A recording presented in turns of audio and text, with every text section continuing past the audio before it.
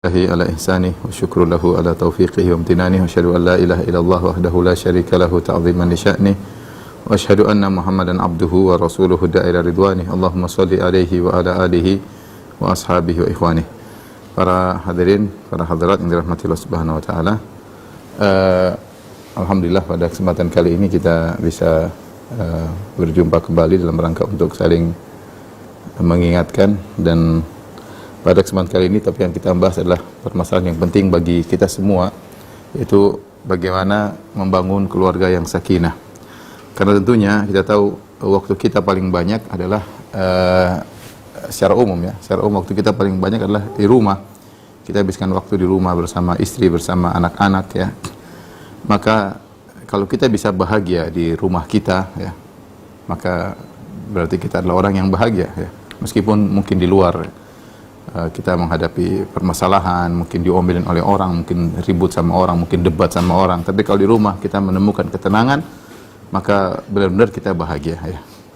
Ya, karena memang kebahagiaan lelaki ya, adalah berdampingan dengan keluarganya. Allah Subhanahu wa taala berfirman, "Huwallazi khalaqakum min nafsin wahidah wa ja'ala minha zawjaha liyaskuna ilaiha." Dialah yang telah menciptakan kalian dari satu jiwa ya, kemudian dari jiwa tersebut itu Adam alaihissalam, dari jiwa tersebut Allah ciptakan istrinya buat apa? Liyaskuna ilaiha, agar dia tentram bersama istrinya. Allah juga berfirman, "Wa min ayatihi an khalaqalakum min anfusikum azwajan litaskunu ilaiha wa ja'ala bainakum mawaddatan wa rahmah inna fi dzalika laayatin liqaumin yatafakkarun." Kata Allah Subhanahu wa taala, di antara tanda-tanda kebesaran Allah, tanda-tanda keesaan Allah, tanda-tanda rububiyah Allah, Allah menjadikan bagi kalian istri-istri litaskunu ilaiha, agar kalian tentram bersama istri-istri kalian ya. Wa ja'ala bainakum mawaddatan wa rahmah, dan Allah ciptakan di antara kalian mawaddah, cinta kasih, rahmat, kasih sayang. Inna fi dzalika laayatin liqaumin yatafakkarun. Sungguh yang pada demikian itu, jadi saling mencintai antara suami istri, kemudian kasih sayang di antara mereka berdua adalah salah satu dari tanda-tanda keesaan ketuhanan Allah Subhanahu wa taala ya.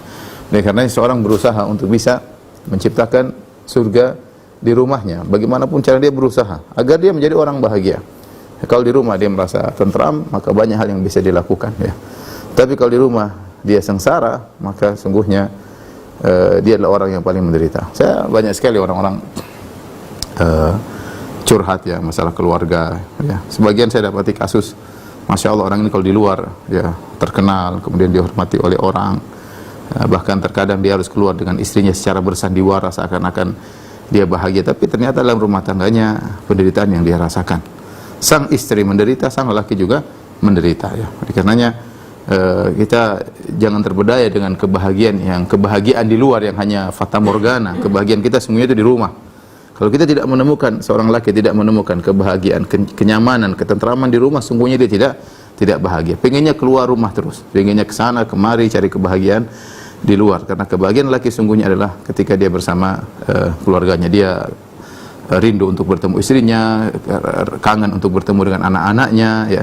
Itulah lelaki yang bahagia. Siapapun dia, apakah dia pejabat, apakah dia pedagang, apakah dia dai ya, apakah dia diplomat, siapapun, kalau dia sudah merasa rindu, bahagia, tentram di rumah, berarti dia bahagia. Namun kita tahu kondisi zaman sekarang dengan adanya medsos, berbagai macam berita yang masuk ya, berbagai macam tontonan, drama ini, drama anu yang kemudian menjadi bahan tontonan di rumah, ini sering mengganggu kebahagiaan rumah tangga ya. Dan ini benar-benar bisa merusak kebahagiaan rumah tangga, baik dirusak dari sisi sang suami yang kemudian melihat macam-macam, kemudian atau dirusak dari sisi istri yang kemudian tergoda dengan berbagai macam keduniaan ya, dengan medsosnya, kemudian dia melihat berbagai macam dunia, akhirnya mulailah orientasi dia berubah. Atau di sisi kebahagiaan kita dari sisi anak-anak, yang dimana anak-anak mulai sibuk dengan HP-nya masing-masing, apalagi sekarang ada sekolah jarak jauh, kemudian sibuk melihat ini, sibuk melihat anu, akhirnya bisa jadi ke rumah tangga kebahagiaan bisa jadi terganggu, entah dari sisi suami, dari sisi anak, atau dari sisi istri. Maka ini harus kita waspada. Taib, ikhwan dan akhwat yang dirahmati oleh Allah Subhanahu wa taala, ya tentu saya dan antum dan antuna sekalian ingin bahagia. Ada beberapa atau ada beberapa kiat-kiat yang harus kita perhatikan, ya. Ya, agar kita bisa bahagia, ya. Agar kita bisa bahagia. Kiat-kiat ini kita berusaha pahami dan berusaha kita terapkan. Ya, bukan hanya sekedar teori. Kan kita ingin bahagia. Siapa yang betah hidup rumah tangga kemudian bertahun-tahun menderita? Sebagian orang datang, suami istri datang kepada saya, "Ustaz, saya sudah tidak tahan. Sudah 7 tahun saya selalu menderita." Bayangkan, 7 tahun menderita bukan sebentar. Ya, ada yang sudah sekian tahun menderita, ada yang, ya Allah, kasihan. Dia dalam kesengsaraan, ya. Kalau orang sudah sengsara dalam rumah tangga itu orang sengsara, ya. Makanya kita tidak ingin kita menderita, kita ingin kita bahagia di rumah tangga kita. Tapi beberapa poin yang mungkin perlu kita perhatikan agar kita bisa membangun keluarga yang sakinah, yang tentram, yang tenang, saling mencintai. Yang pertama, ikhwan dan akhwat yang dirahmati Allah Subhanahu wa taala, yaitu masing-masing kita suami dan istri berusaha memperbaiki hubungannya dengan Allah Subhanahu wa taala. Ini poin yang paling penting, poin yang paling utama, ya. Kalau seorang bertakwa, Allah kasih bahagia. Bahkan seorang lelaki, misalnya dia orang soleh, ternyata istrinya kurang ajar. Dalam kekurang ajaran istrinya, kalau dia soleh, Allah tetap kasih kebahagiaan. Allah kasih dia ketentraman. Meskipun dia diuji dengan keburukan istrinya, atau sebaliknya seorang istri yang soleha, ya. Kemudian suaminya ternyata kurang ajar, suka menzaliminya. Dia dalam kondisi terzalimi, tapi kalau dia dekat dengan Allah, tetap Allah kasih dia kebahagiaan. Karena iman berbanding lurus dengan kebahagiaan, ya. Man amila salihan min dzakarin aw untha wa huwa mu'min falanuhyiyannahu hayatan thayyibah.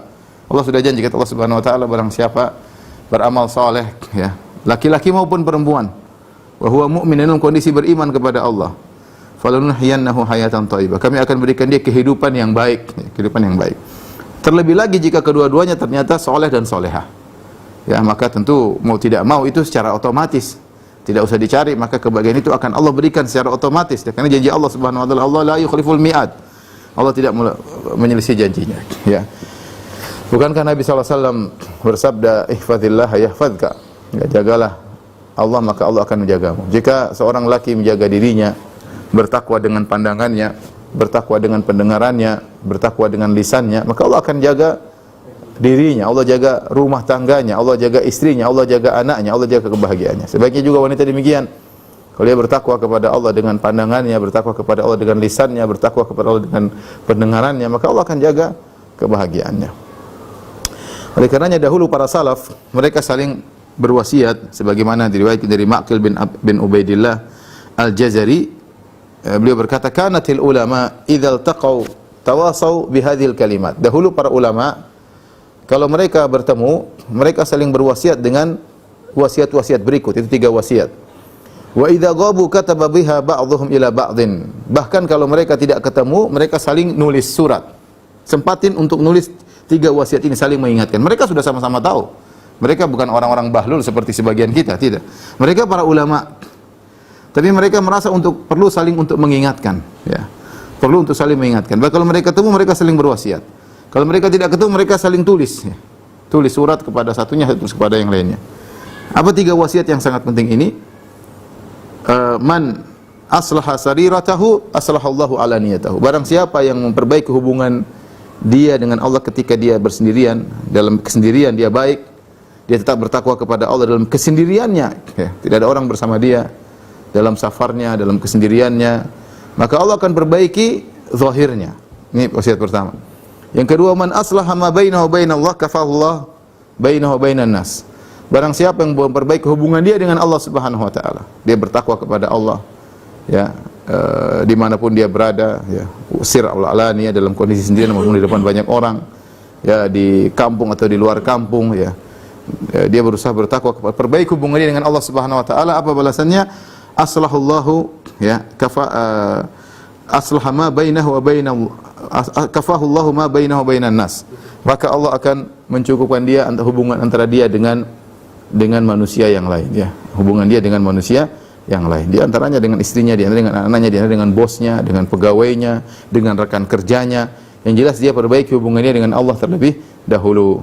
Wa man ihtamma bi amri akhiratihi kafahullahu amra dunyahu. Barang siapa yang serius dengan urusan akhiratnya, Allah akan cukupkan dia dengan urusan dunianya. Ini 3 wasiat. Ya, barang siapa yang memperbaiki sarirahnya, ya, kesendirian dia, Allah akan perbaiki nampaknya, yang zahirnya. Barang siapa perbaiki hubungan dia dengan Allah Subhanahu wa taala, Allah akan perbaiki hubungan dia dengan manusia. Barang siapa yang serius dengan akhiratnya, maka Allah cukupkan dengan perkara dunianya, ya. Jadi ini wasiat menunjukkan bahwasanya seorang yang bertakwa kepada Allah, dia perbaiki hubungannya dengan Allah Subhanahu wa taala, maka Allah akan perbaiki hubungannya dengan istrinya, dia dengan anak-anaknya, Allah akan urusin mereka, ya. Sebagaimana tadi sabda Nabi sallallahu alaihi wasallam, ya, barang siapa menjaga Allah, ihfazillaha yahfazka. Jagalah Allah maka Allah akan menjagamu. Ya. Dan Allah akan menjadikan suami istri menjadi saling mencintai, ya, jika kita sebagai suami punya hubungan yang baik dengan Allah Subhanahu wa taala. Ya. Apalagi istri kita juga menjalin hubungan baik dengan Allah Subhanahu wa taala. Maka yang menemukan cinta kasih sayang siapa? Allah Subhanahu wa taala. Membolak-balikkan hati siapa? Allah Subhanahu wa taala. Ya. Al-qulub baina usbu'ain min asba'ir rahman. Hati di antara dua jemari di antara jari-jari Allah. Yuqallibuha kaifa yasha. Allah membolak-balikannya sekehendak Allah. Kalau melanggengkan kecintaan suami istri, maka akan dilanggengkan Allah. Kalau Allah memalingkan kecintaan suami kepada wanita lain, mudah bagi Allah Subhanahu wa taala. Tapi kalau orang menjaga dirinya, hubungannya dengan Allah Subhanahu wa taala, maka Allah akan menjaga hubungannya dengan istrinya, istrinya dengan suaminya. Kata Allah Subhanahu wa taala, "Wa allafa baina qulubihim law anfaqta ma fil ardi jami'an ma allafta bainahum." Ma allafta baina qulubihim walakinna Allah allafa bainahum. Dan Allah lah yang telah mentaklif, ya, menyatukan hati-hati mereka. Kalau seandainya kau menginfakkan harta sebanyak sepenuh bumi ini, kau tidak bisa menyatukan hati-hati mereka, tapi Allah yang menyatukan hati-hati mereka. Jadi yakinlah bahwasanya suami kita tetap cinta kepada kita, ya, istri kita tetap sayang kepada kita, dan sebaliknya yang jaga adalah Allah Subhanahu wa taala. Ini yang pertama, ya. Kemudian yang kedua, di antara hal yang menumbuhkan sakinah di antara kehidupan rumah tangga, dan ini adalah cabang dari yang pertama, yaitu suami istri sama-sama punya orientasi akhirat, ya. Jadi orientasi di akhirat, kerja ya kerja, tapi orientasinya bagaimana nanti akhirat kita. Sama-sama kita kerja sama, mikirkan anak untuk akhirat, mikirkan kerja kaitannya dengan akhirat, ya. Sama-sama bekerja sama dalam beribadah, sama-sama bekerja sama dalam meraih ridha Allah Subhanahu wa taala. Ini harus dibangun antara suami istri. Dibangun di antara suami istri. Di antara contoh indah yang sering saya sampaikan adalah hadis kerjasama suami istri dalam salat malam. Kata Nabi sallallahu alaihi wasallam, rahimallahu rajulan qama minal lail fa shalla wa ayqadha imra'atahu fa shallat. Semoga Allah merahmati seorang lelaki, suami yang bangun di malam hari, kemudian dia salat malam, kemudian dibangunkan istrinya untuk salat, maka istrinya pun salat. Fa in abad nadhaha ala wajhiha alma. Kalau istrinya enggan untuk salat, maka dia percikan air di wajah istrinya. Wa rahimallahu imra'atan, dan semoga Allah merahmati seorang istri, qamat minal lail, dia bangun di malam hari, fa shallat, kemudian dia pun salat. Wa ayqadhat zawjaha fa shalla, kemudian dia bangunkan suaminya untuk salat, maka suaminya salat. Fa in aba nadhahat fi wajhihi alma. Kalau ternyata suaminya enggan bangun, maka dia percikan air di wajah suaminya. Ini perlu dikerjakan, ya. Perlu dikerjakan dan perlu kesepakatan sebelum tidur, ya. Ya, kecuali mungkin istri dalam kondisi sakit atau yang lain. Tapi kalau kita bisa mengerjakan ini, dapat rahmat Allah Subhanahu wa taala. Bagaimana suami istri kerjasama untuk salat malam, ya. Ya tidak harus setiap hari, ya. Yang penting ada kesempatan seminggu sekali, sebulan sekali. Apa yang penting ada kerjasama untuk beribadah kepada Allah Subhanahu wa taala. Ya, ada sebagian istri yang mungkin tidak bisa bangun malam karena keletihan, kecapean, tubuhnya sakit, lain cerita. Tapi kalau maksudnya sama-sama sehat, sama-sama mampu untuk bangun malam, maka istri diusahakan untuk bisa bangun malam, suami juga untuk bisa bangun malam, ya. Dan ini ini adalah kerjasama yang luar biasa, dan ini menjadikan rumah tangga kita menjadi rumah tangga yang harmonis, kemudian rumah tangga yang sakinah, karena Allah akan turunkan sakinah kepada rumah tangga yang seperti ini. Dan kerjasama dalam akhirat banyak kerjasama, misalnya sama-sama mengumpulkan uang untuk umrah, misalnya sama-sama mengumpulkan untuk haji, sama-sama berpikir anak kita sekolah di mana, ya, ini mikir anak kita biar agamanya kuat, bagaimana caranya, ya. Sama-sama berpikir bagaimana bisa bersedekah, sama-sama berpikir kerjasama misalnya untuk bikin pengajian, saling mengingatkan untuk berbakti kepada orang tua, saling mengingatkan untuk menyambung silaturahmi. Ini semua bentuk orientasi suami istri adalah akhirat. Selalu diskusi seperti ini, ya.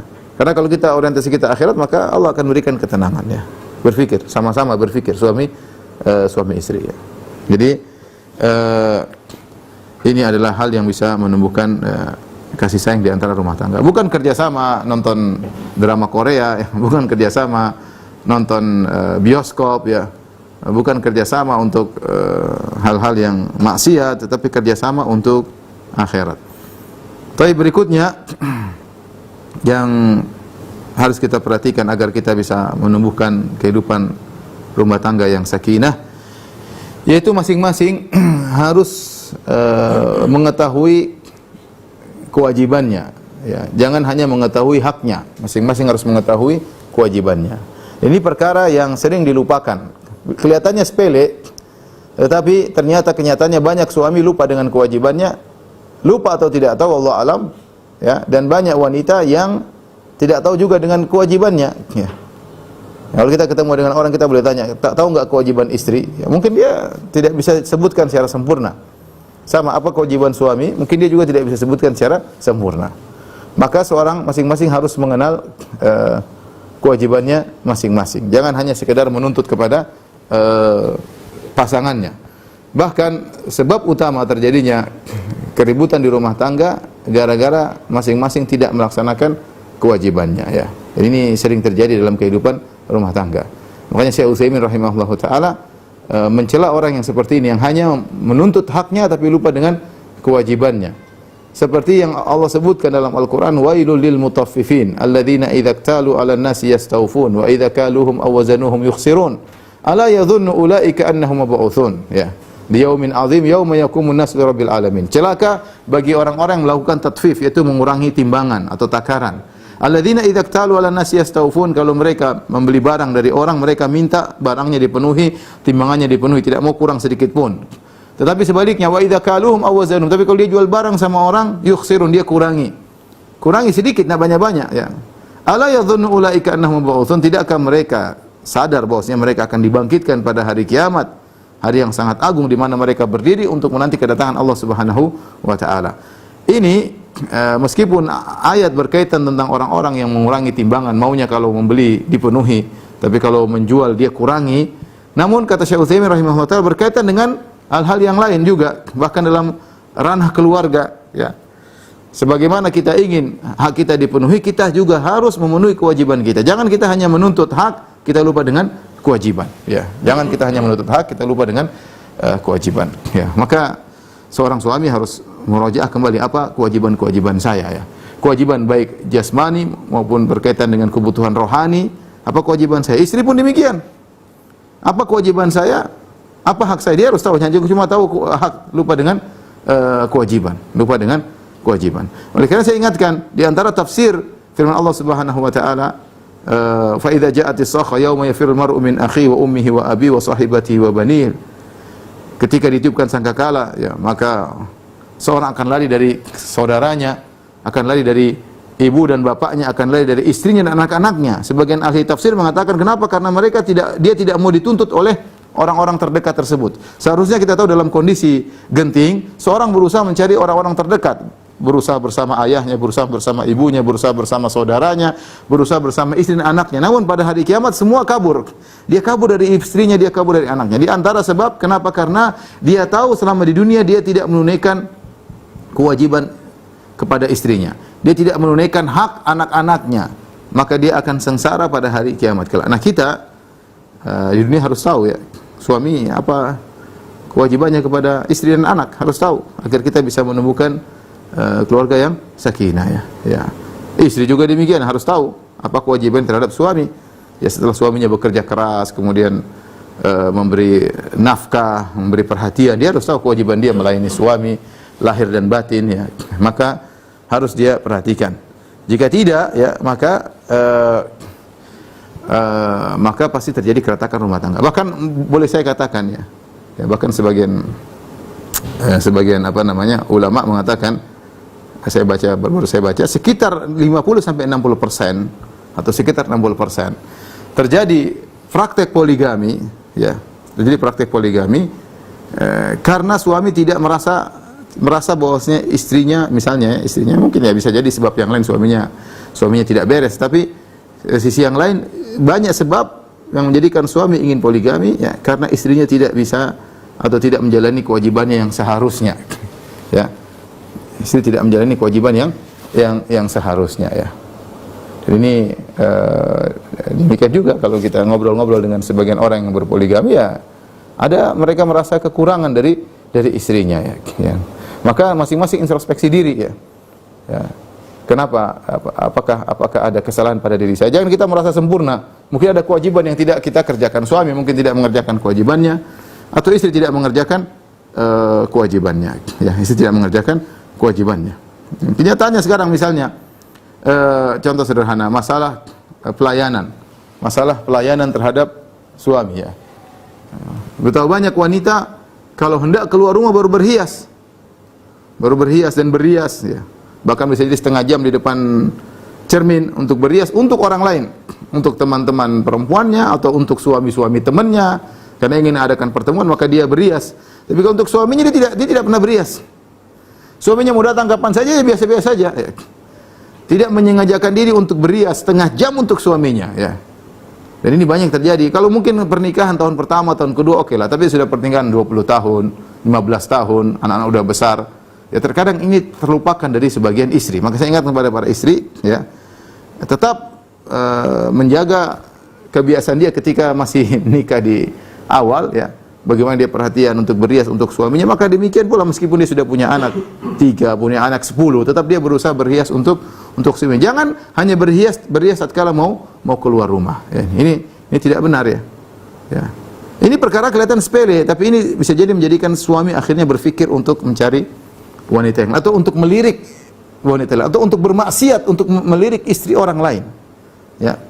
Kenapa dia tidak menemukan pelayanan yang dia pernah dapatkan ketika di zaman bahala, ketika masih awal-awal menikah. Pelayanan tersebut hilang, akhirnya tadi mungkin dia berpikir kalau dia berpikir yang halal masih mending, dia ingin menikah lagi. Tapi kalau terkadang dia berpikir maksiat, ya, mulai dia melihat. Namanya setan menghiasi, akhirnya dia melihat hal-hal yang diharamkan oleh Allah Subhanahu wa ta'ala. Oleh karenanya masing-masing harus mengenal kewajibannya. Itu pembahasan tentang kewajiban suami, kewajiban istri, kita ada pengajian tersendiri, tidak mungkin saya bahas pada kesempatan kali ini. Taib, di antara hal yang perlu kita perhatikan agar kehidupan rumah tangga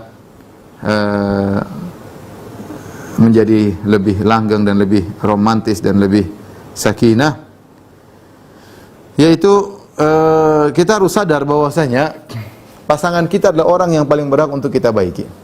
Pasangan kita adalah orang yang paling berhak untuk kita baiki. Kita mungkin berbuat baik kepada kawan, kita murah senyum sama kawan, ya.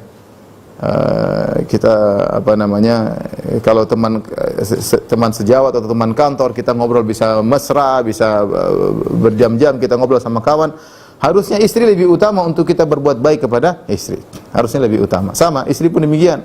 Kalau dia bisa ketawa ketiwi dengan kawan-kawannya di HP, di WhatsApp, ya, kalau ketemu sampai cekakaan di antara mereka, ya, ketawa terbahak-bahak di antara mereka, maka harusnya dia bisa lebih mesra dengan suaminya. Ya. Jadi orang yang paling utama kita baiki adalah pasangan kita, ya, pasangan kita. Kenapa? Jasa mereka sangat besar kepada kita. Jasa istri kepada kita besar. Ya. Bagaimana tidak? Dia dulu mungkin seorang putri yang manja di rumahnya, kemudian kita lamar, kemudian kita bawa ke rumah, mungkin kita juga miskin, kemudian kita suruh dia ngurusin kita, ngurusin makanan kita, ngurusin pakaian kita, kemudian suruh mengandung anak-anak kita, kemudian ngurusin anak-anak kita. Ini kalau kita suruh bayar babysitter, bayarnya berapa ya? Belum melayani kita, ya, diranjang dan yang lainnya. Ini wanita yang seperti ini, ya, yang sudah hidup berdamping dengan kita, maka dia lebih utama untuk kita berbuat baik. Ya. Makanya Nabi SAW mengatakan khairukum li ahlihi. Sebaik-baik kalian terbaik bagi istrinya. Dalilnya ada. Orang yang paling utama untuk kita baik adalah istri kita. Ya, jadi orang yang paling utama untuk kita senyum siapa? Istri. Orang yang paling utama untuk kita betah ngobrol dengannya siapa? Istri. Ya, akhi sabar, istri mau ngobrol, mau curhat, duduk dengerin ngobrol sama istri. Mau Anda sibuk apapun, sisihkan waktu, karena ini ibadah ngobrol dengan istri, ya. Kemudian kalau istri punya kesalahan, orang yang paling utama kita maafkan adalah istri kita. Ya, saya bisa maafkan kawan saya bisa maafkan bos saya bisa maafkan anak buah saya. Maka istri adalah orang yang paling utama untuk kita maafkan. Sebaliknya pun demikian, istri kepada suami. Ya, jangan sama orang, masya Allah, kalau bicara ya sangat mesra, ya bicara sama penjual bakso sangat mesra, bicara sama penjual makanan sama suami bentak-bentak, teriak-teriak, ya ini namanya istri yang tidak tahu diri, ya istri tidak tahu diri, ya. Jadi harus tahu bahwasanya orang paling utama kita berbuat baik adalah pasangan kita. Dan ini benar-benar kita yakini, ya, agar kita bisa hidup dengan rumah tangga yang mesra, ya.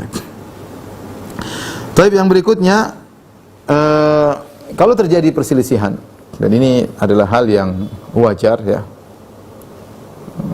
bahwasanya khilaf adalah syai' tabi'i, itu perkara yang wajar yang menimpa rumah tangga siapapun. Jangankan kita yang penuh dengan kekurangan, bahkan rumah tangga Rasulullah SAW juga terjadi cekcok rumah tangga, ya. Demikian juga sebagaimana dalam hadis cekcok antara Ali bin Abi Thalib dengan Fatimah radhiyallahu taala anha. Kemudian kita dapati juga sirah para sahabat, ya.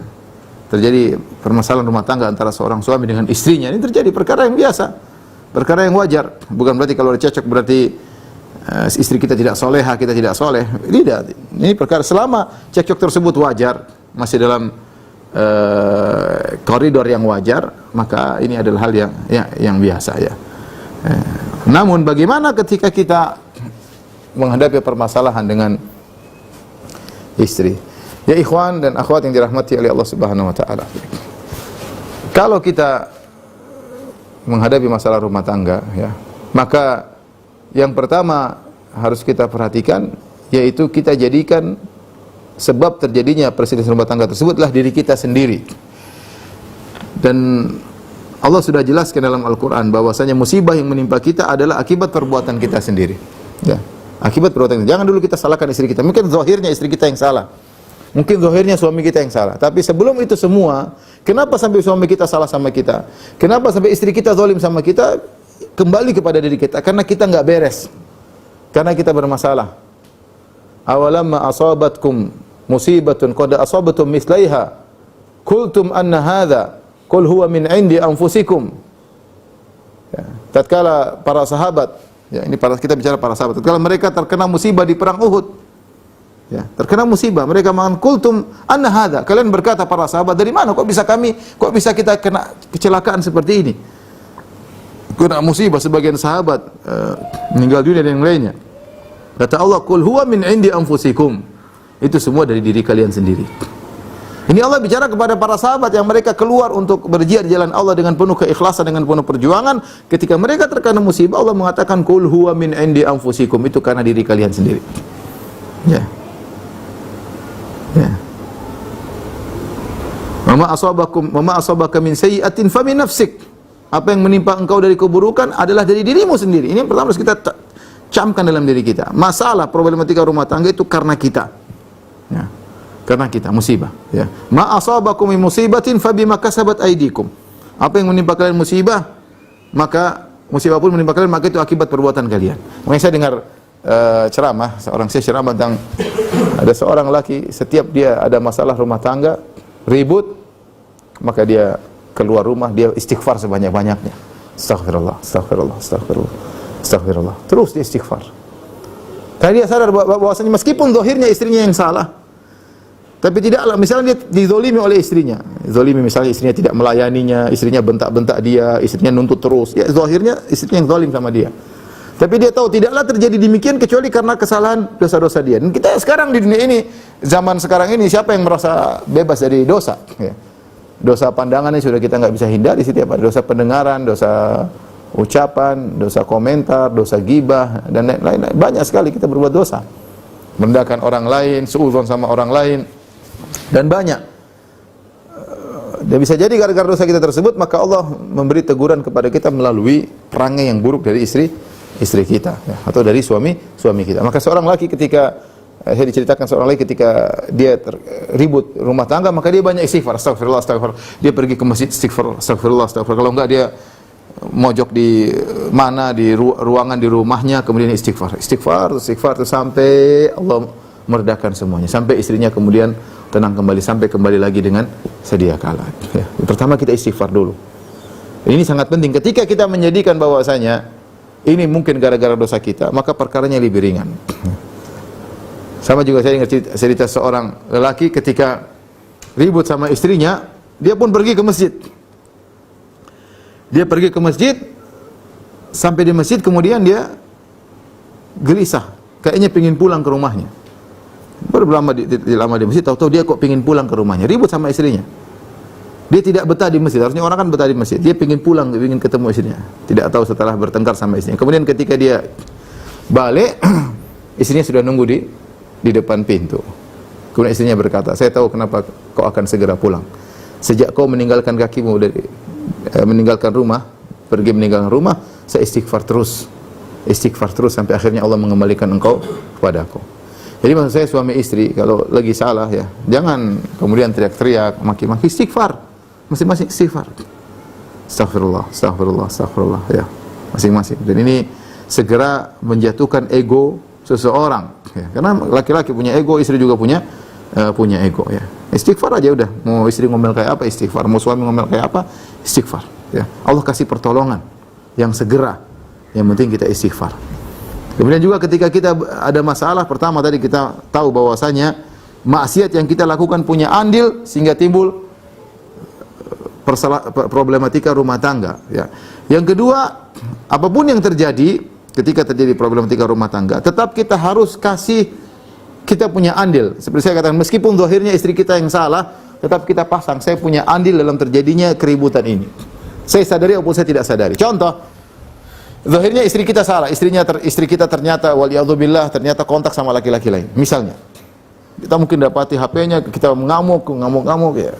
Benar istri kita salah, zahirnya dia kontak laki-laki lain. Tapi coba kita introspeksi diri. Jangan-jangan istri saya begitu kenapa? Karena saya jarang telepon dia. Saya jarang ngobrol sama dia.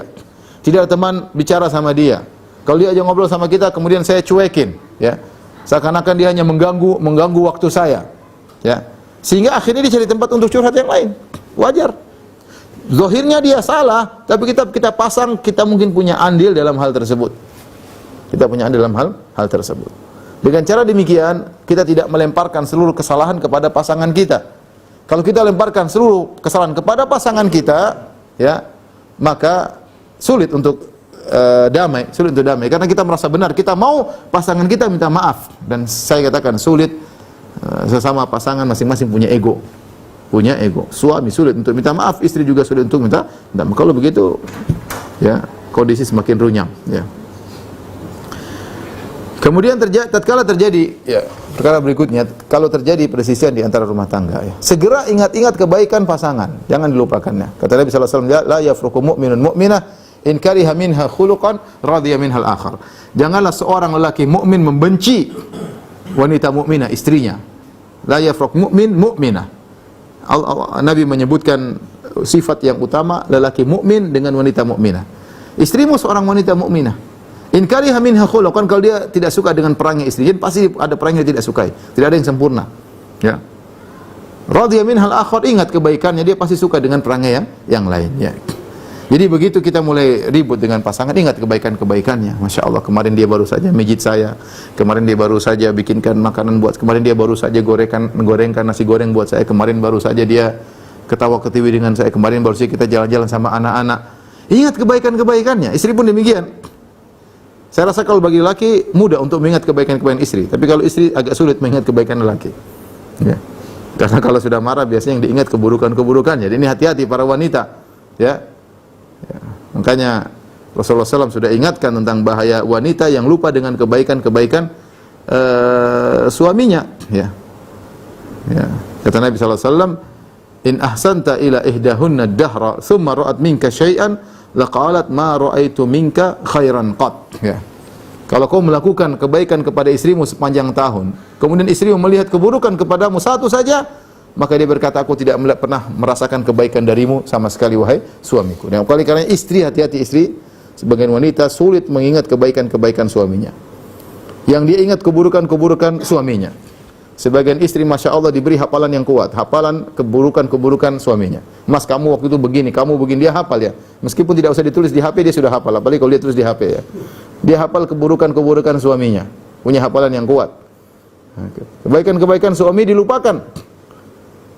Dan ini sangat berbahaya ketika terjadi crash di antara rumah tangga. Segera di antara, kalau kita ingin melawan syaitan, segera kita ingat kebaikan-kebaikan pasangan kita. Ya, kita ribut cuma sebentar. Kita sudah menjalin rumah tangga 10 tahun, 20 tahun, ada yang 30 tahun, udah punya anak-anak, udah besar mungkin anak-anak, sudah ada yang menikah lagi, ya. Anak-anak sudah punya, kita udah bahkan udah punya cucu. Ya, masa kita kehidupan rumah tangga yang indah puluhan tahun atau belasan tahun terhapuskan hanya sekedar permasalahan yang sehari dua hari, seminggu sebulan, gara-gara permasalahan seperti ini, ya. Maka ingat-ingat kebaikan suami, ingat-ingat kebaikan istri. Ini di antara hal yang memudahkan kita untuk menghadapi problematika di antara rumah tangga. Kemudian, ikhwan dan akhwat yang dirahmati Allah Subhanahu wa taala, di antara hal yang bisa membangun keharmonisan kehidupan rumah tangga, jangan lupa kita mencintai pasangan kita karena Allah. Kita mencintai pasangan kita karena Allah, agar cinta kita itu berpahala, ya. Namanya al-mahabbatu fillah. Kita bisa berteman sama kawan. Saya punya relasi dengan kawan kita itu, ya, karena Allah Subhanahu wa taala. Dia bertakwa, saya bertakwa. Misalnya kita kerjasama dalam dakwah, misalnya kita pun mencintainya karena Allah, ya. Kita bisa jalan jauh sampai bersafar ke luar kota, sampai ke luar negeri untuk bertemu dengan kawan, bukan karena dunia, karena Allah, ya.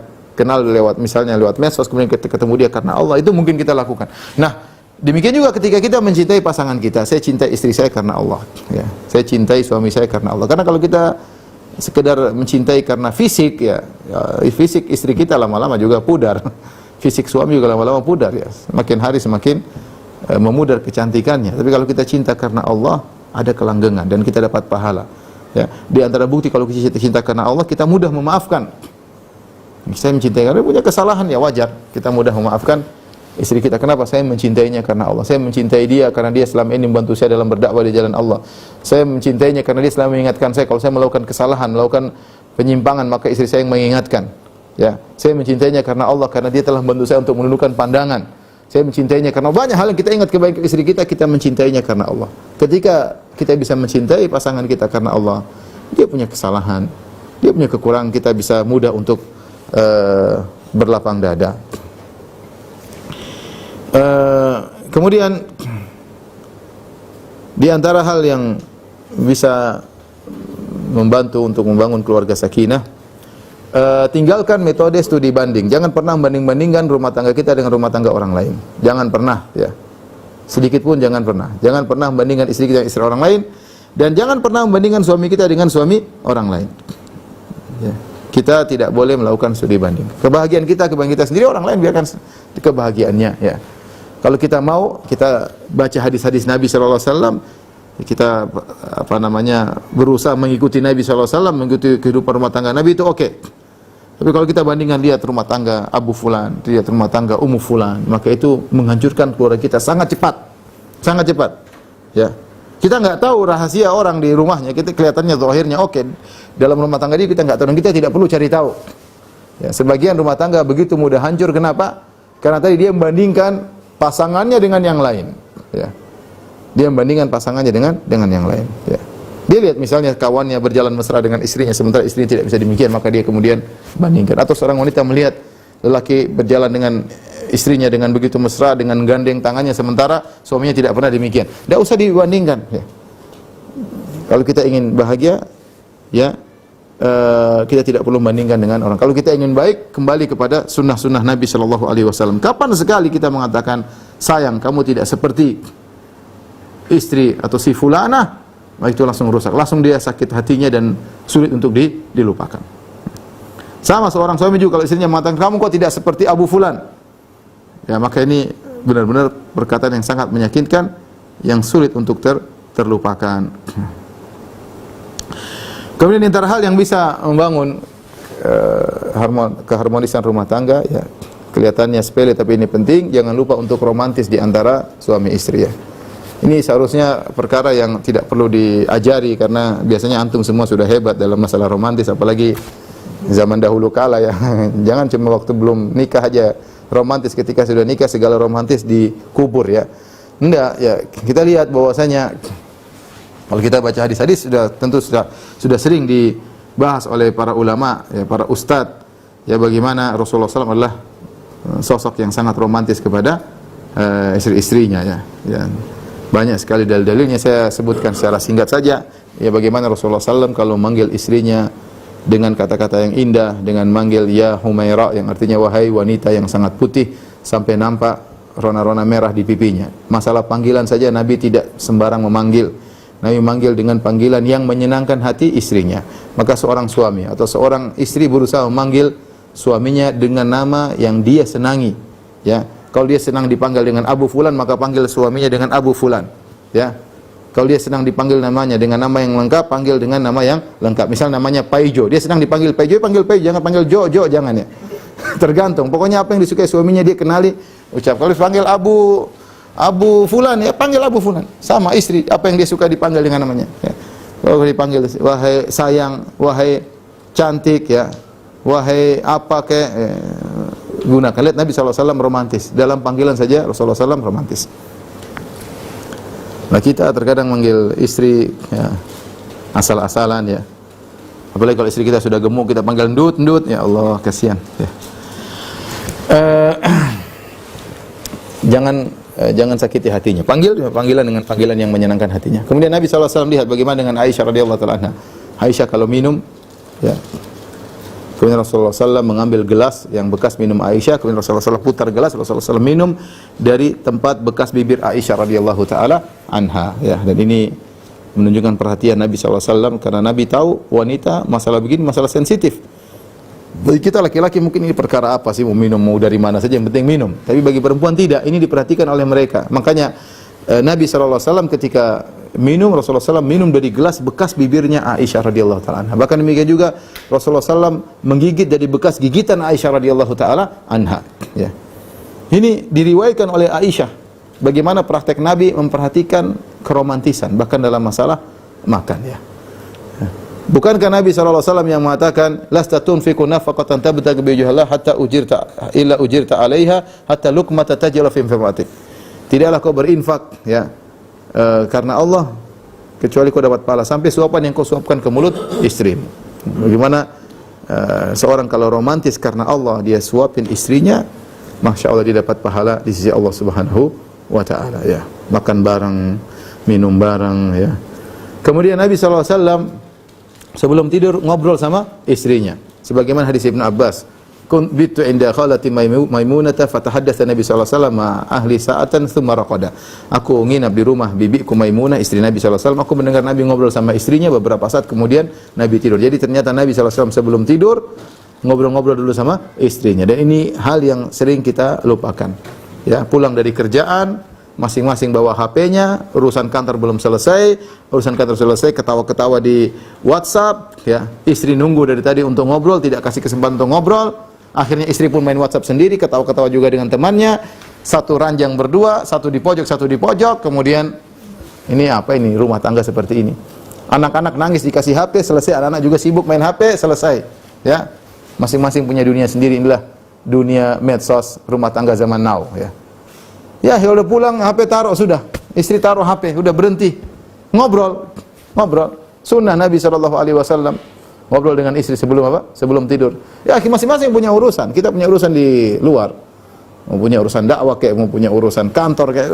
Pulang ke rumah ketemu istri, selesai, udah ngobrol aja sama istri. Anak juga nunggu kita peluk, anak nunggu kita gendong. Ya. Ngobrol dengan anak ada butuh waktu, ngobrol sama istri juga ada butuh waktu. Nabi mengerjakan demikian. Jangan kita merasa lebih sok sibuk dari Nabi SAW ya. Nabi SAW banyak urusannya ya. Kita mau sibuk apa? Sibuk medsos, sibuk nonton YouTube ya. Terus kemudian tidak ada waktu ngobrol sama istri. Lihat bagaimana romantisnya Nabi SAW.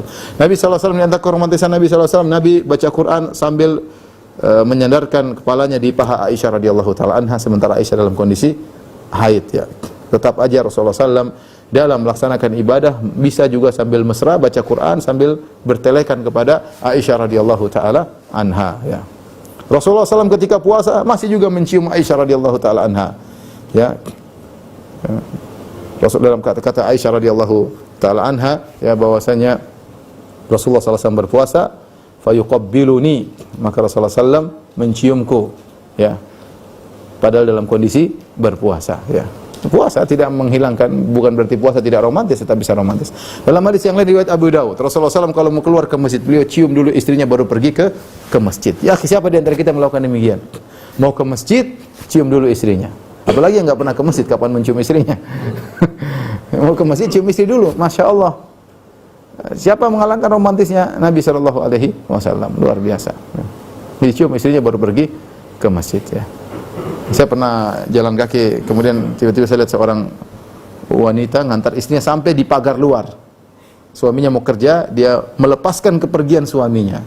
Saya kayak nonton sinetron aja, pergi melepaskan suaminya sampai di pagar luar, kemudian dicium tangan suaminya, kemudian suaminya pergi. Masya Allah, ini udah lama saya nggak lihat ini, terakhir nonton sinetron mungkin 20 tahun lalu.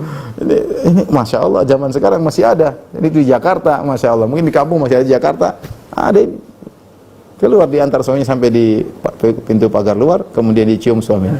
Ya kalau kita nggak perlu kita nampakkan, mungkin di kamar udah oke lah. Tapi ini namanya orang awam ya. Sampai luar kemudian dicium tangan suaminya, kemudian melepas kepergian suaminya. Masya Allah, luar biasa. Ya Rasulullah SAW sebelum ke masjid mencium istrinya. Kemudian Nabi SAW juga mandi bareng sama istrinya. Kata Aisyah, kuntu aktasilu ana wa Nabi SAW min ina'in wahidin kilana junubun fayubadirin hatta aqula lahu da'li. Aku mandi bersama Nabi SAW, ya, kami berada dalam kondisi junub, kami mandi dalam satu tempayan. Maka Nabi menyegerakan untuk mengambil air dari bejana sampai aku berkata, sisakan air buatku, sisakan air buatku. Lihat Nabi SAW mandi bareng bersama Aisyah. Dalam mandi pun Nabi bercanda bersama Aisyah radhiyallahu taala anha. Ya, sampai juga Aisyah pun mencandai Nabi sampai Nabi berkata, da'ili, sisakan air buatku, sisakan air buatku. Jadi mereka mandi bareng sambil bercanda. Dan ini luar biasa, seorang laki sama istrinya mandi bareng, ini romantis yang luar biasa ya. Kasih sayang yang luar biasa. Nyempatkan diri mandi bareng sama istri. Sempatkan diri mandi bareng sama suami. Makanya bapak-bapak nanti jangan lupa habis ini ajak istri mandi bareng ya. Jangan lupa. Sayang kita mandi bareng, sayang ya. Mas, kamu waras? Iya waras ini. Ini hadis Nabi SAW. Jangan salah nonton sinetron. Ini bukan sinetron, ini kisah nyata ya. Jadi seperti itu tadi ya. Jadi lihat bagaimana Sofia radhiyallahu anha ketika mau naik di atas ontanya, maka Nabi menegakkan kakinya, lututnya untuk diinjak oleh Sofia agar bisa naik di atas onta ya. Lihat bagaimana romantisnya Nabi SAW memberhentikan pasukan perang untuk mencari kalung Aisyah yang hilang. Kalung Aisyah hilang, Rasulullah berhentikan pasukan perang, suruh cari dulu kalung istrinya. Kita sok sibuk. Sok sibuk tidak mengantar istri, sok alim ya. Kenapa waktu saya itu baca Quran hilang gara-gara ngantar istri? Akhi, subhanallah, Nabi SAW pasukan perang diberhentikan untuk cari kalung istrinya. Nabi SAW ketika berjalan sama istrinya, kemudian Nabi ngajak istrinya lomba lari. Nabi SAW mengatakan, wahai para sahabat jalan duluan. Ada apa? Rasulullah suruh para sahabat jalan duluan. Ketika sudah jauh, Rasulullah SAW mengatakan, ya Aisyah, ayo kita lomba lari. Lomba lari dengan Rasulullah SAW. Ternyata Rasulullah SAW kalah lomba lari karena lebih gemuk daripada Aisyah radhiyallahu ta'ala anha. Kemudian berjalan waktu, setelah waktu Aisyah sudah lupa dengan peristiwa lomba lari tersebut. Suatu saat Aisyah berjalan dengan Nabi juga bersama para sahabat. Rasulullah mengatakan, taqaddamu, kalian jalan duluan. Ternyata Rasulullah SAW ajak Aisyah lomba lari untuk kedua kalinya. Ketika itu Aisyah sudah mulai gemuk. Ketika Aisyah sudah mulai gemuk lomba lari, Aisyah kalah, ngos-ngosan kalah. Kata Nabi SAW, hadhihi bitilka, ini untuk satu sama ya. Kekalahan saya yang dulu saya bayar sekarang ya. Masya Allah romantisnya Nabi SAW. Lomba lari yang dulu tidak pernah dilupakan ya. Nunggu Aisyah kapan gemuk baru kemudian lomba lari lagi. Ambil kesempatan. Lihatlah bagaimana romantisnya Nabi SAW.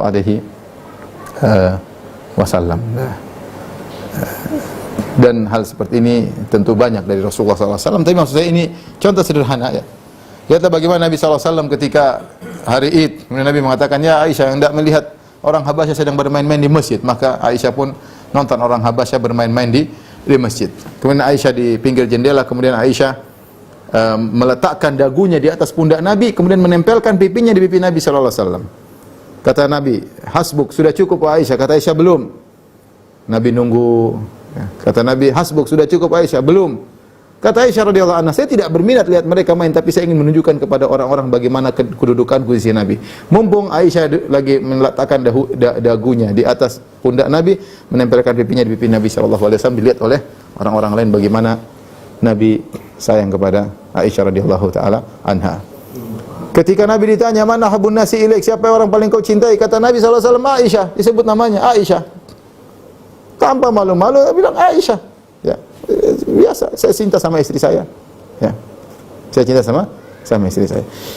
Intinya, ikhwan yang dirahmati Allah Subhanahu wa taala, romantis itu perlu, ya. Romantis itu apa? Perlu. Tidak perlu biaya besar untuk romantis. Tidak harus belikan emas 1 kilo, enggak ya. Ya bisa romantis lah ya. Belikan bunga yang murahan, enggak ada masalah ya. Yang penting istri merasa diperhatikan ya. Kelembutan elus rambutnya, enggak ada masalah. Dia tidur, kita elus rambutnya, kita cium keningnya. Sampai ada sebagian ulama mengatakan biasakan ciuman pagi, baru bangun tidur cium istri. Ya. Jangan cium mulutnya masih bau, cium keningnya. Gitu, mau pergi cium, istri mau pergi cium tangan suami, masya Allah. Itu perkara yang gratis, nggak bayar. Ya. Apa susahnya? Ya. Mau kita nggak membiasakan diri. Kalau kita membiasakan diri, kita jaga romantis tersebut, menjaga perasaan. Istri ngomong hati-hati, suami kalau ngomong sama istri jaga perasaannya, istri ngomong sama suami juga jaga perasaan. Dijaga terus, ya. Dan berdoa kepada Allah agar melanggengkan kehidupan rumah tangga. Tidak ada salahnya kita di tengah-tengah kerjaan kemudian kirim WA sama istri, sayang aku mencintaimu. Ada apa ini? Ada apa ini Mas? Salah kirim rupanya. Maunya kirim kepada satunya, salah. Enggak ada masalah ya. Tiba-tiba sayangku, cintaku ya, buah hatiku ya, macam-macam, enggak ada masalah. Istri senang digombalin ya. Jadi demikian ya, menjaga keromantisan istri, kita tunjukkan kata-kata sayang ya, biasakan ringan bagi kita untuk menciumnya, menyentuhnya ya. Kalau tidur malam ya pelukanlah ya, anak suruh minggir dulu, pelukan. Ini tempat tidur, uji istri di ujung, suami di ujung, terus gimana? Di antara keduanya ada bantal memisahkan. Ini gimana kehidupan rumah tangga seperti ini? Bahkan sebagian yang saya sedih, saya dengar si fulan istrinya tidur di kamar yang satu, suaminya kerja tidur di kamar satu. Innalillahi wa inna ilaihi raji'un. Ini rumah tangga seperti apa seperti ini?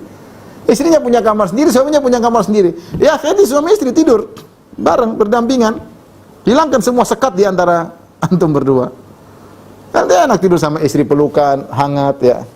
Nyalakan AC dingin banget, terus peluk istri biar hangat ya. Ini satu di ujung, ya Allah.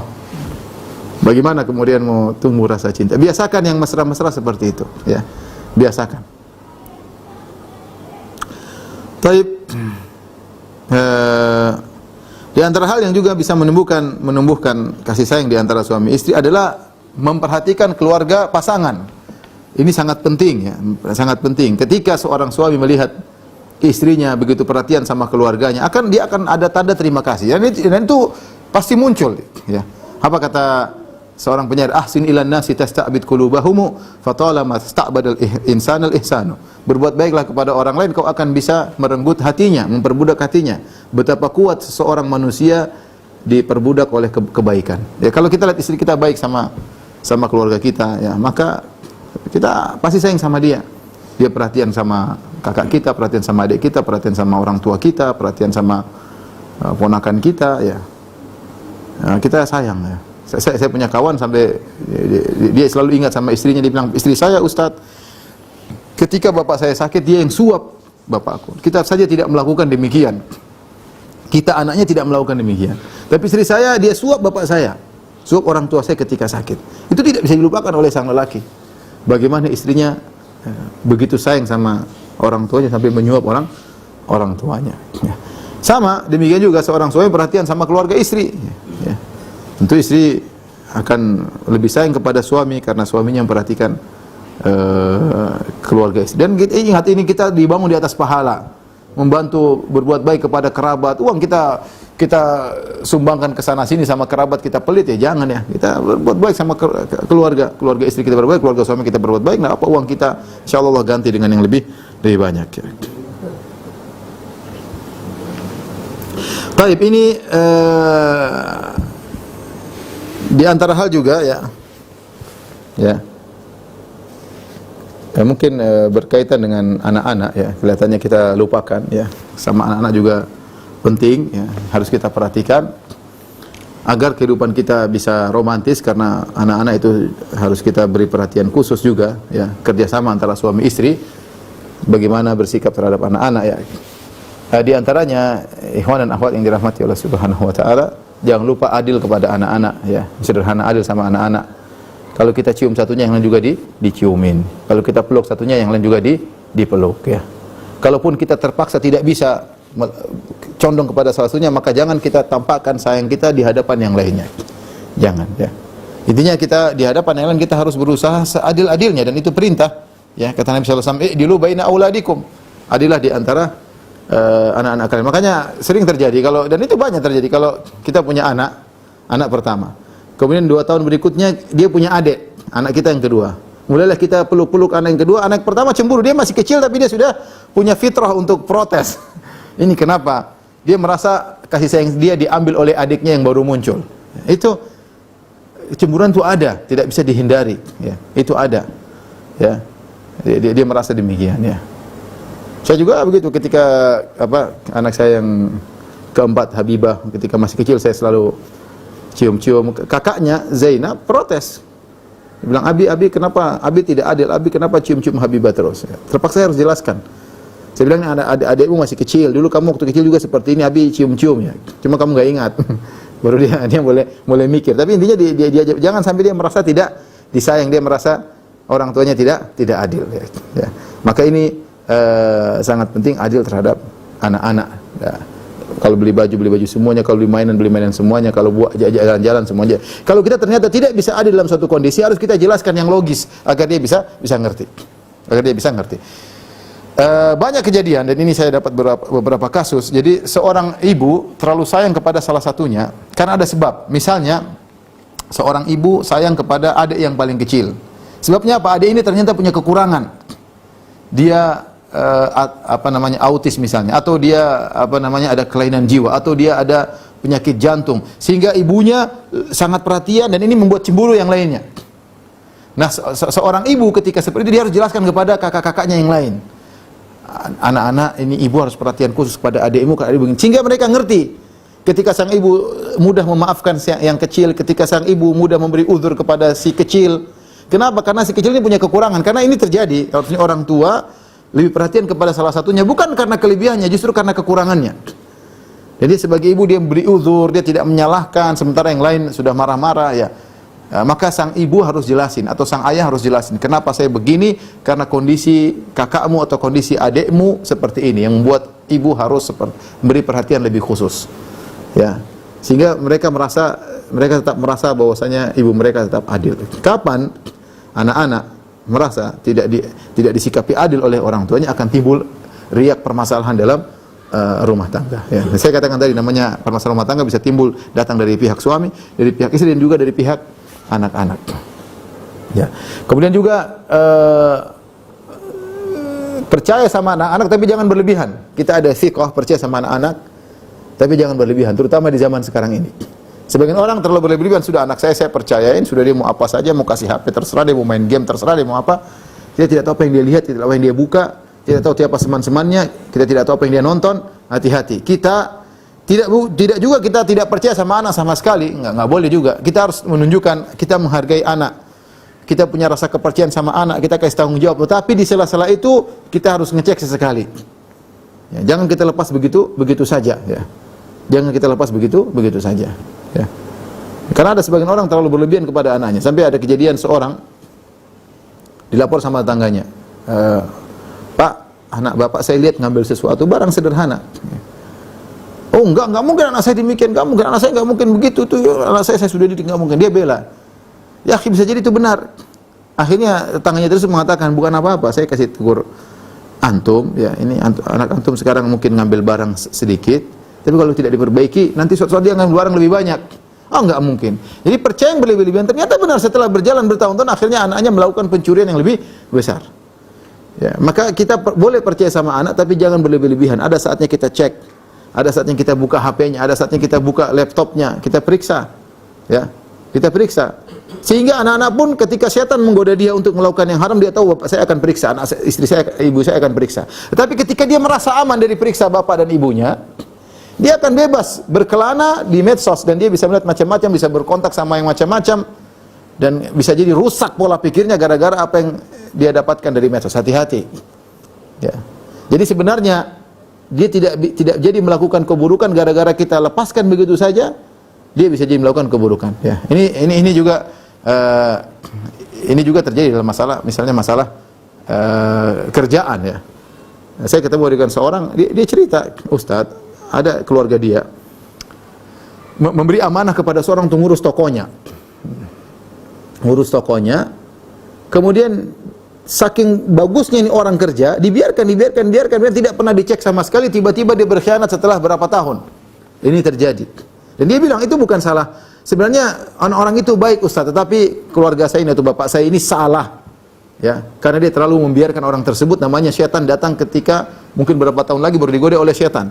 Seandainya bapak saya selalu mengadakan pengecekan setahun sekali atau 6 bulan sekali, dia tidak akan demikian. Tapi ketika dilepas begitu saja, namanya manusia ada titik lemahnya, maka dia pun menyusun rencana untuk berkhianat. Ya. Sama saya bilang pembantu mungkin baik, dia tidak pernah mencuri sebelumnya, ya, datang ke rumah, tapi kita selalu taruh emas di depan mata dia. Ya dia asalnya baik dan dia bukan pencuri, tidak punya pengalaman pencuri sebelumnya. Tapi gara-gara lihat emas terbuka, kita bebaskan. Dia lama-lama dia ngambil 1, 2. Jangan kita salahkan pembantu tersebut, yang salah kita. Kenapa kita beri ruang untuk dia melakukan demikian? Ini maksud saya, anak-anak pun demikian maksud saya. Anak-anak sebenarnya dia baik. Tapi ketika kita bebaskan dia begitu saja, tidak pernah ada perasaan kita akan mengecek, dia mulai namanya setan. Ya setan kan menggoda kita, menggoda istri kita, menggoda anak-anak kita. Dan kalau dia sudah diberi rasa aman yang luar biasa, dia akhirnya berani untuk melihat yang macam-macam. Tapi kalau kita ada pengecekan, maka anak kan dia mau melakukan, enggak, nanti Allah tahu dan bapak saya juga tahu, repot, enggak apa-apa. Sehingga akhirnya dia tidak jadi melakukan hal demikian. Ya. Sama, jadi maksud saya anak-anak perlu kita perhatian, ya, beri perhatian, kita percaya tapi jangan terlalu dibebaskan, kita beri penghargaan tapi jangan juga kita terlalu melepaskan begitu saja. Wallahu ta'ala bisawab. Ini saja yang mungkin ikhwan dan akhwat yang dirahmati Allah Subhanahu wa taala, sekedar teori-teori yang kita masing-masing perlu untuk mempraktikannya. Kalau kita ingin bahagia, kita berusaha praktik. Semakin banyak poin-poin kita praktikkan, kita semakin bahagia. Kalau kita ribut sama istri kita ngobrol, sayang, mau rumah tangga kita begini terus, yang sengsara bukan saya, kamu juga sengsara. Kita ingin sengsara 10 tahun atau kita ingin bahagia 10 tahun. Ngobrol baik-baik, kalau saya diskusi, kamu tiap hari marah sama saya, kamu tiap hari ngangkat suara sama saya. Atau bilang, Mas, kamu kok demikian, setiap hari kau bentak-bentak, setiap hari kau ngancam untuk cerai-cerai, apa itu bagus? Sampai kapan kita mau hidup? Mas ingin bahagia, saya ingin juga bahagia. Kita rubah dong cara kehidupan rumah tangga kita. Ngobrol baik-baik, suami istri harus ada komunikasi. Ya.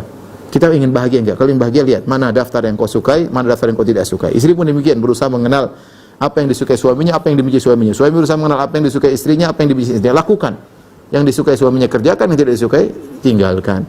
Wallahu ta'ala bisawab. Mungkin saja ini saya sampaikan, oleh yang bertanya saya persilakan. Baik, jazakumullah khairan atas ilmunya yang disampaikan Ustaz. Ya. Semoga kita bisa mengamalkan ilmu yang kita dapatkan dalam kehidupan sehari-hari, dan semoga Ustaz, keluarga dan tim selalu Allah berkahi di dunia dan di akhirat, dan tentunya kita semua juga. Kita memasuki tanya jawab Ustaz. Ya, silakan. Yang pertama, Bismillah. Assalamualaikum warahmatullahi wabarakatuh. Waalaikumsalam warahmatullahi wabarakatuh. Saya ingin bertanya, ketika kita berumah tangga, kan baktinya seorang istri kepada suami, tetapi suami berbakti dan ridhonya tetap pada ibunya. Apakah dalam segala sesuatu, baik dari nafkah atau kepentingan lain-lain, suami harus memersatukan ibunya dahulu, baru istrinya dan anaknya? Apakah ada prioritasnya, dan apakah menafkahkan orang tuanya termasuk kewajiban bagi suami? Jazakallahu khairan Ustaz. Ya, suami seorang laki, dia diliputi dengan berbagai macam kewajiban. Kewajiban terhadap orang tuanya, kewajiban terhadap anak dan istrinya. Dalam hal ini, dia harus memenuhi kewajiban tersebut sebisa mungkin. Ya. Kalau dia sudah memenuhi kebutuhan istrinya sudah dikasih rumah, anak-anaknya dikasih uang sekolah, kemudian kebutuhan sudah terpenuhi, kemudian dia punya sisa uang, dia ingin berbakti sama ibunya, jangan kita larang. Ya. ibunya pun ya hidup tidak begitu lama, kesempatan bagi dia untuk bisa masuk surga dengan surga yang tinggi. Dan insya Allah kalau suami kita mau surga yang tinggi, dia bisa ngajak anak dan istrinya dengan beri syafaat insya Allah taala, ya. Jadi maksud saya, kecuali kalau ternyata suami melalaikan hak anak istrinya, misalnya dia terlalu perhatian sama ibunya, kemudian misalnya dia penuhi segala kebutuhan ibunya, sementara anak istrinya tidak dapat tempat tinggal misalnya, sementara anak istrinya ternyata kelaparan misalnya, ya ini baru kita permasalahkan. Tapi kalau istri alhamdulillah rumah ada, kendaraan ada, anak-anak juga sudah pada gemuk-gemuk, istri juga setengah gemuk, sudah selesai. Apalagi mau kemudian uang dia kasih sama ibunya, kenapa harus protes? Jadi dia bersedekah pada tempatnya. Ya, dan dia punya kalau ibunya miskin, dia wajib untuk mengurus ibunya, wajib, ya. Jadi yang penting jangan sampai suami ketika perhatian sama ibunya lalai dari hak-hak istri dan anaknya. Ya, itu yang tidak boleh, ya. Misalnya saking sayang sama ibunya, setiap malam tidur di rumah ibunya, istrinya tidak itu nggak benar kalau begitu. Itu nggak benar, ya. Nah, tapi kalau ada waktunya dia ke rumah orang tuanya, kemudian sama anak istrinya juga oke, maka itu yang terbaik. Istri tidak boleh cemburu dalam hal ini. Justru dia berusaha mendukung suaminya, ya, untuk berbakti kepada orang tuanya. Tapi kalau suaminya punya kekurangan, ingat mas, jangan lupa mas ya, anak-anak belum di ini, ya itu diingatkan, gak ada masalah. Itu hak istri untuk mengingatkan suami. Wallahu a'lam bishawab. Baik, Ustaz, selanjutnya. Assalamualaikum warahmatullahi wabarakatuh, Ustaz. Waalaikumsalam warahmatullahi wabarakatuh. Mohon sarannya, gimana cara tetap istiqomah jalankan kerja sama untuk menjalankan kewajiban ataupun sunnah. Syukron jadi kalau Ustaz. Tadi jadi saling mengingatkan ya, saling mendoakan ya. Karena memang untuk istiqomah itu tidak mudah. Kita sendiri istiqomah tidak mudah, tapi kalau kita punya teman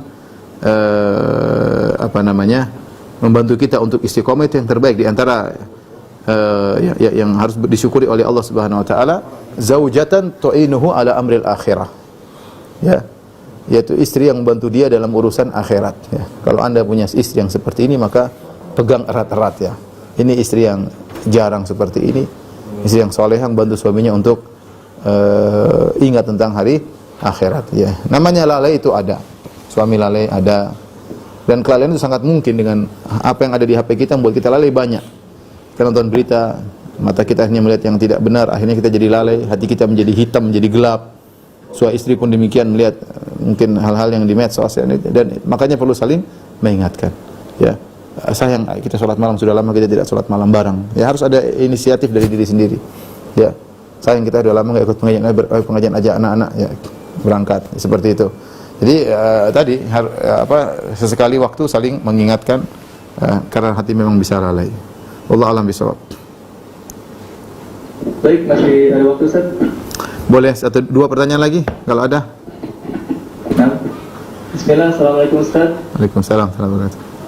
Saya ingin bertanya, pada saat ini ada 2 orang laki-laki yang berniat menghalalkan saya, dan keduanya membuktikan dengan membawa orang tuanya ke rumah. Masya Allah. Laki-laki yang pertama sedang mempelajari manhaj salaf dan yang sudah dekat dengannya. Laki-laki yang kedua mengajak saya untuk ta'aruf dan agamanya lebih baik. Namun saya tidak ada perasaan dengannya, maka saya harus mengambil tindakan seperti apa, Ustaz? Mohon pencerahannya. Tentunya namanya menikah ya, ada hal-hal faktor yang dilihat ya. Pertama agama, yang kedua mungkin paras ya, akhlak tentunya, ketiga paras ya, dan sisi yang lainnya ya. Dan disyariatkannya nazar di antara lain adalah agar rumah tangga bisa lebih langgeng ya. Makanya Rasulullah SAW mengatakan unzur ilaiha, lihatlah kepada sang wanita ya. Bahkan fa inna fi ayunil ansari syai'an, sungguhnya mata perempuan Ansar itu ada sesuatu yang menarik. Jadi kita disuruh nazar, laki-laki lihat perempuan, perempuan lihat laki-laki. Ada kecocokan, kalau kita ada ketertarikan baru kita maju. Kalau kita enggak tertarik, ya saya rasa tidak perlu ya. Karena kalau tidak ada ketertarikan ya, dan itu diantara syariatnya nazar. Kalau kita tidak tertarikan, khawatir nanti kita berbuat zalim ke istri yang tidak cinta kepada suaminya. Ya, nanti dia tidak patuh kepada suaminya. Suami yang tidak cinta kepada istrinya, akhirnya istrinya jadi bulan-bulanan. tidak dimesrai, tidak dicium keningnya, disendul-sendul terus keningnya, tidak dicium keningnya. Kenapa dia tidak sayang, dibentak-bentak tiap hari? Akhirnya rumah tangga tidak kita harapkan. Allah alam bisawab, ya kalau memang tidak suka sama sekali jangan dipaksa. Tidak suka sama sekali jangan dipaksa. Kalau ada yang disukai kemudian agamanya bagus, sudah mulai mengenal manhaj salaf, saya rasa itu mungkin baik, tapi istikharah ya. Ini sekadar teori, kita nggak tahu ya, Allah yang tahu tentang hal gaib. Kita hanya bisa menilai dari sesuatu yang zahir. Tapi saya katakan istikharah, berdoa kepada Allah, ya Allah, jatuhkanlah saya kepada pilihan yang terbaik untuk dunia dan akhiratku. Ya, istikharah. Saya minta kepada wanita tersebut istikharah dan banyak salat malam, berdoa kepada Allah Subhanahu wa taala. Allah alam bisawab. Yang terakhir. Baik Ustaz, jazakallahu khairan. Dan yang terakhir, bismillah Ustaz, mohon saran jika anak sering merengek dan menyebabkan si ibu sering memarahinya dalam batas wajar, apa yang harus dilakukan suami? Apa menegur istri yang memarahi anak atau seperti apa Ustaz? Syukran Ustaz, jazakallahu khairan katsiran. Ya ditegur ya. Kalau diomelin wajar-wajar biasa, itu biasa ya. Jadi namanya anak harus diomelin kadang-kadang ya. Harus bahkan dipukul sekali juga tidak jadi masalah. Namanya pukulan untuk mendidik, bukan pukulan balas dendam, bukan pukulan melampiaskan kemarahan, tapi untuk mendidik ya. Itu enggak ada masalah sesekali. Tapi kalau sudah menjadi suatu yang mendominasi, selalu angkat suara, selalu teriak, maka enggak baik. Itu tidak baik bagi psikologi sang anak ya. Anak nanti akan terdidik seperti itu. Ya, dia juga suka teriak-teriak, dia juga suka marah-marah, dan itu nanti masalah bagi kita di kemudian hari. Bilang sama istri, nanti kalau begini anak seperti ini nanti besar kita repot sendiri. Belum tentu anak sayang kepada engkau ya. Ya. Saya ketemu dan saya dengar beberapa orang cerita bagaimana ketika dia seorang ustadz cerita ya. Ada cerita tentang ustadz, maksudnya dia senakal apapun ibunya tidak pernah memukulnya. Ibunya kasih tahu ya, kamu nggak boleh gitu, nggak pernah dipukul, nggak boleh dibentak dengan mata yang terbelalak ya, enggak ya. Tegur biasa lah ya. Jadi itu menjadikan sang anak sayang kepada ibunya ya, karena dia tahu ibunya menegur dia dengan bijak. Menegurnya, namanya anak-anak ya, anak-anak ya, pasti melakukan kesalahan. Kalau bukan nggak pernah salah, bukan anak-anak ya. Kita juga waktu kecil manja. Saya sama ibu saya aja disuap sama ibu saya sampai kelas 4 SD kalau tidak salah, saya ingat. Sampai kelas 4 SD saya disuap sama ibu saya. Artinya itu membuat kita tidak bisa lupa seperti itu. Kalau kita salah ditegur yang baik. Adapun kita main pukul, main bentak selalu begitu ya, kasihan anak-anak psikologinya. Ya. Tapi ya tadi kalau selama itu dalam batas wajar, namanya marah sekali-sekali ya, orang tua capek, anak-anak ditegur, ya dipukul sesekali nggak ada masalah, itu diperbolehkan dalam syariat. Tapi kalau sudah mendominasi berarti kesalahan. Ya ingat sabda Nabi sallallahu alaihi wasallam, la taghdab, jangan marah. Jangan marah umum, jangan marah kepada suami, jangan marah kepada istri, jangan marah kepada anak ya. Anak buah hati kita ingin dia baik, bukan begitu cara didiknya. Betapa sering setan mengajarkan kepada kita dengan cara keras anak akan menjadi baik, namun ternyata sering salah. Dengan sifat keras terhadap anak-anak keras ya, jadi keras kepala, keras hati, dan itu berdampak bagi kita di kemudian hari. Wallahu a'lam bishawab. Ini saja yang saya sampaikan, kurang lebihnya saya mohon maaf. Semoga Allah menganugerahkan kepada kita seluruhnya keluarga yang sakinah, mawaddah dan rahmah. Wabillahi taufiq wal hidayah. Assalamualaikum warahmatullahi wabarakatuh. Subhanakallah wa bihamdika. Sudah kepada Ustaz atas yang disampaikan, semoga kita bisa mengamalkan ilmu